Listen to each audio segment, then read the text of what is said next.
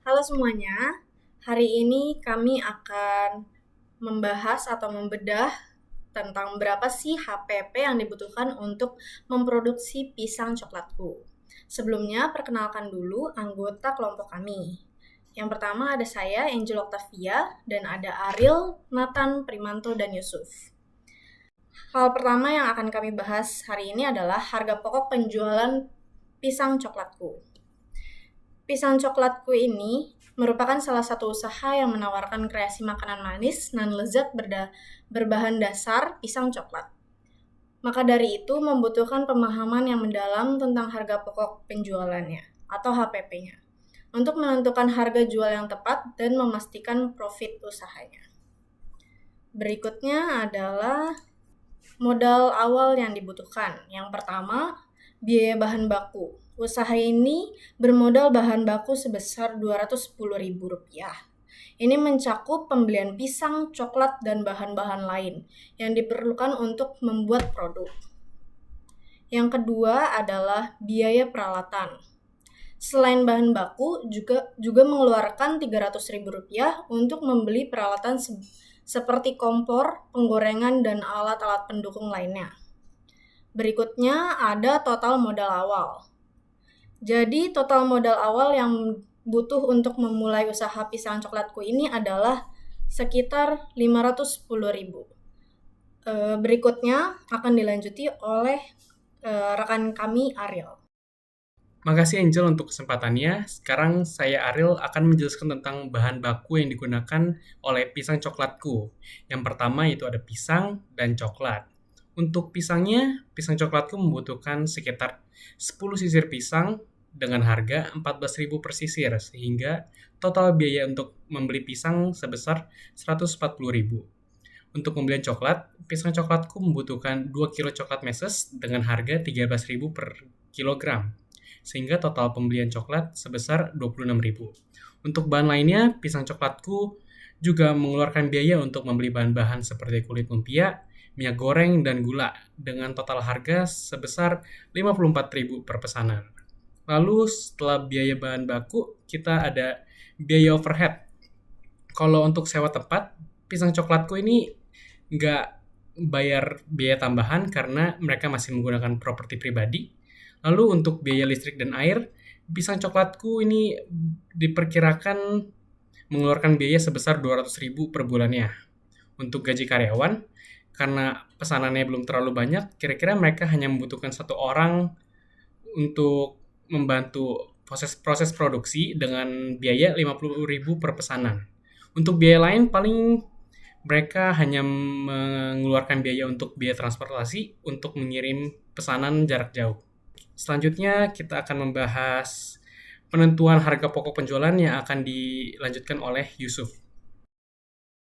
Baiklah, terima kasih Saudara Ariel. Saya Yusuf Abdan di sini akan melanjutkan untuk menjelaskan perhitungan harga pokok penjualan. Yang pertama, biaya bahan baku. Total biaya bahan baku per hari adalah Rp220.000 yang terdiri dari pembelian pisang, coklat, dan bahan-bahan lainnya.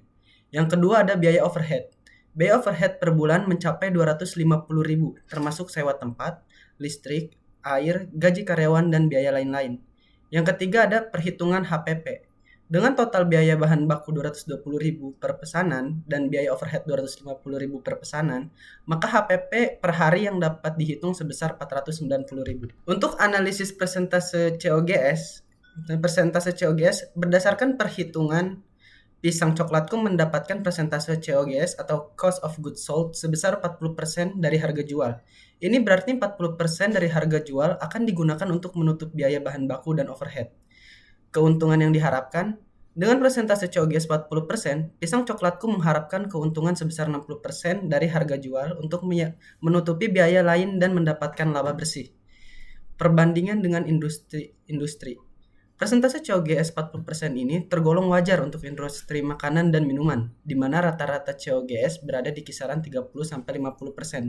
Selanjutnya akan dilanjutkan oleh Mas Primanto.